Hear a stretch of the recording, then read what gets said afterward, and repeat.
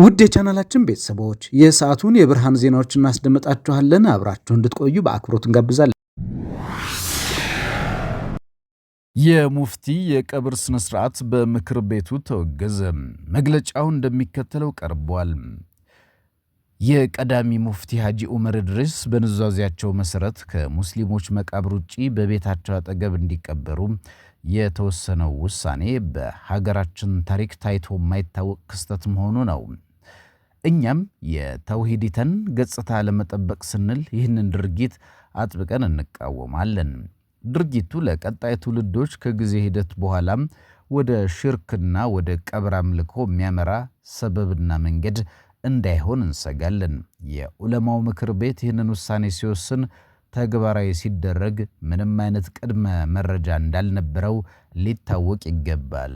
በጉዳዩ ዙሪያ የጠቅላይ ምክር ቤቱን ክቡር ፕሬዝዳንት አነጋግረን የነበረ ቢሆንም ኑዛዜው እንዲሻር ቀብሩ በሙስሊሞች መቃብር እንዲፈጸም ለማድረግ ከሼኩ ቤተሰቦችና ከሚመለከታቸው የመንግስት አካላት ጋር ለመነጋገር የተደረገው ሙከራ እንዳልተሳካ ገልጸዋል። በመሆኑም ምክር ቤቱ ከሸሪዓ መንፈስ ጋር የሚጋጩ እንዲህ አይነት ተግባራትን በብርቱ የሚቃወምና የሚያወግዝ መሆኑን ገልጸዋል። በተጨማሪም ሁሉም ዑለማዎች የተውሂደት ክብር ለመጠበቅና ከሽርክ ለማስጠበቅ በማህበረሰብ ውስጥ መሰል ጉዳዮች ላይ ትክክለኛ የሸሪዓ ግንዛቤ እንደሚያሰርጹ ግንዛቤ እንደሚፈጥሩ ወይም ደግሞ እንዲፈጠር እንዲደረግ አደራ ሲሉ በጥብቅ ጠይቀዋል። የአቶ ጌታቸው ረዳ ንግግር ጠቅላይ ሚኒስትሩን ፈገግ አሰኘ። የባሌ ዘረፋ ንግግር ጠቅላይ ሚኒስትር አብይን ጨምሮ ብዙዎችን ያስገረመውና ያስፈነደቀው ወይም ደግሞ በፈገግታ ያጫረው የአቶ ጌታቸው ረዳም አስተያየት። ባሌ ኦሮሚያ ክልል የቀድሞ የትግራይ ክልል የጊዜያዊ አስተዳደር ፕሬዝዳንት አቶ ጌታቸው ረዳም ትላንትና ባደረጉት የባሌ ጉብኝት ላይ የሰጡት ቀልድ የቀላቀለበት አስተያየት ከፍተኛ ፈገግታ ፈጥሯል። አቶ ጌታቸው የመጨረሻ ወደ ባሌ የመጡት ከ13 ዓመት በፊት እንደነበር አስታውሰው አካባቢው በሀብት የበለጸገ ቢሆንም ለመንገድ ግን ቸል ተብሎ እንደነበር ገልጿል። ወደ ባሌ የመጨረሻ የመጣሁት ከ13 ዓመት በፊት ነበረ። ባሌ መልክዓ ምድሩ ለኛ እንጂ ሌላ ነገር የለውም። ያኔ መንገድ ለመመረቅ ነበር የመጣሁት። በስንት ዘመን የተሰራች ብቸኛ አንድ መንገድ ነበረች። በሄሊኮፕተር ነበር የመጣሁት።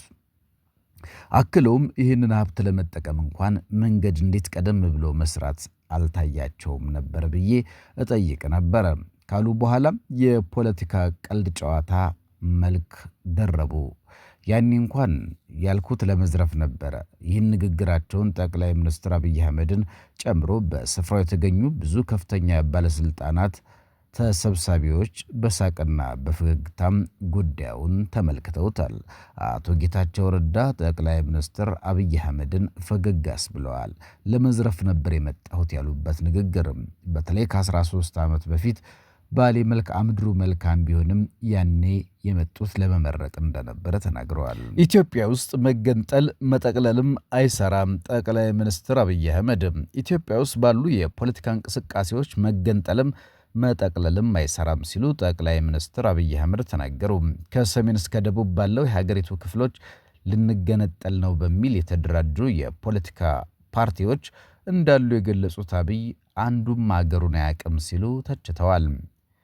ይህ ጠቅላይ ሚኒስትር አብይ አህመድ ያደረጉት ንግግር የተሰማው በኦሮሚያ ባሌ ዞን ባደረጉት የ3 ቀናት ጉብኝት ውስጥ በተካሄደ ውይይት ነው። ሰኞ ጥቅምት 10 2018 ዓ.ም በመንግስት መገናኛ ብዙሃን የተላለፈው ውይይት ከጠቅላይ ሚኒስትሩ ጋር ወደ ባሌ ዞን የተጓዙት የመንግስት ኃላፊዎች እናም የቀድሞ የኢህአዴግ ባለስልጣናት ተሳትፎበታል። 2 ሰዓት ገደማ የሚጠጋው ይህ ውይይት በአብዛኛው ያተኮረው በባሌ ዞን የሚገኙ የተፈጥሮ ሀብቶችን ማልማትና መጠቀምን በተመለከተ በመጨረሻ ላይ ንግግር ያደረጉት ጠቅላይ ሚኒስትር አብይም እንደ ሌሎች ተሳታፊዎች ሁሉ በአካባቢው ያለ ሀብት በሚገባው ልክ ባለመልማቱ የተሰማቸውን ቁጭት ገልጸዋል። አብይ በንግግራቸው ኢትዮጵያ ውስጥ ሰላም የለም፣ ሰላም መቅደም አለበት የሚል ቅሬታ በተለያየ መንገድ እንደሚነሳ ጠቅሰዋል።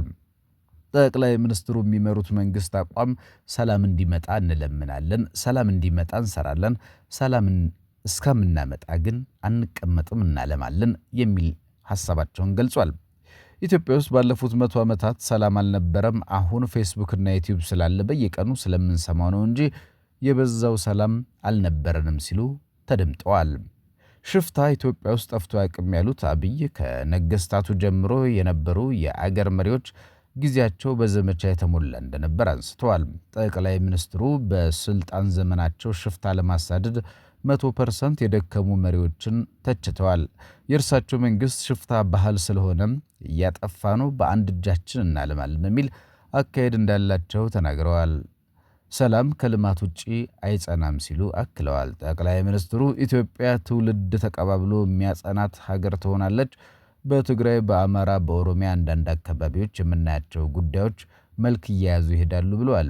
ልንገነጠል ነው ብሎ ከሰሜን እስከ ደቡብ የተደራጀ ፓርቲ መኖሩን ያነሱት አብይ ከነዚህ አካላት ውስጥ አንዱም ሀገሩን አያውቅም፣ ህዝቡንም አያውቅም፣ ባህሉን አያውቅም በማለት ተችተዋል። ኢትዮጵያ ውስጥ ዛሬ ልንጠቀልል ነው የሚሉ ኢትዮጵያን አያውቋትም፣ ልንገነጠል ነው የሚለውም ኢትዮጵያን አያውቃትም ያሉት አብይ የህዝባዊ ወያነ ሓርነት ትግራይ ህወሓትና የኦሮሞ ነጻነት ግንባር ኦነግን በምሳሌነት ጠቅሰዋል። የነ ጻድቃን ህወሓት ልንገነጠል ነው በሚልበት ሰዓት እርግጠኛውን የምነግራችሁ እነዚህ ወጣቶች በዚያ ዘመን ትግራይ ባህሉን አያውቁትም፣ ያላቸው እልህና ቁጣ ነው እንጂ የበቃ እውነት አልነበራቸውም ብለዋል። ኦነግ እንኳን ኦሮሚያን መገንጠል ቀርቶ የትውልድ ስፍራውን እንኳን በትክክል አያውቅም፣ ባሌን አያውቅም፣ ሌላውንም ነፃ አውጪ ይሄው ነው ያደረገው፣ የሶማሌው ምናምኑም በማለት ትችታቸውን ሰንዝረዋል። ልጠቅልል ባዩም ዘመኑን አያውቅም በማለት የወቀሱት ጠቅላይ ሚኒስትሩ ብትፈልግም ባትፈልግም አይቻልም፣ አለፈ ያ ታሪክ፣ ከኋላ ጋር መታሰር አያስፈልግም ሲሉ ተደምጧል።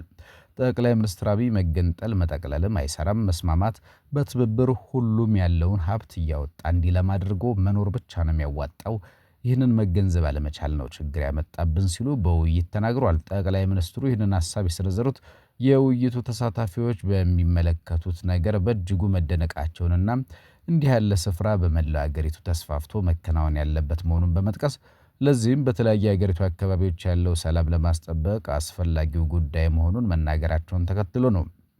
በውይይቱ ላይ የብሔራዊ መረጃና ደህንነት አገልግሎት ዋና ዳይሬክተር አምባሳደር ሬድዋን ሁሴን፣ የስራና ክህሎት ሚኒስትር ሙፈሪያት ካሚል፣ የመስኖና ቆላማ አካባቢ ሚኒስትር ዶክተር አብርሃም በላይ፣ የከተማና መሰረተ ልማት ሚኒስትር ጫልቱ ሳኒ ተሳትፈዋል። የጠቅላይ ሚኒስትሩ የምስራቅ አፍሪካ ጉዳዮች አማካሪ ጌታቸው ረዳ፣ የማክሮ ኢኮኖሚ አማካሪ አምባሳደር ግርማ ብሩና የማህበራዊ ጉዳይ አማካሪ ዳንኤል ክብረት ተገኝተዋል።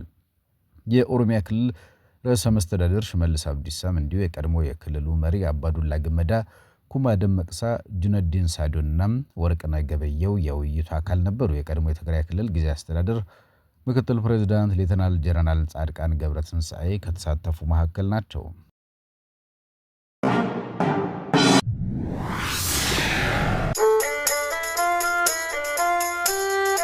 ውድ የቻናላችን ቤተሰቦች የሰዓቱን የብርሃን ዜናዎችን እናስደምጣችኋለን። አብራችሁ እንድትቆዩ በአክብሮት እንጋብዛለን።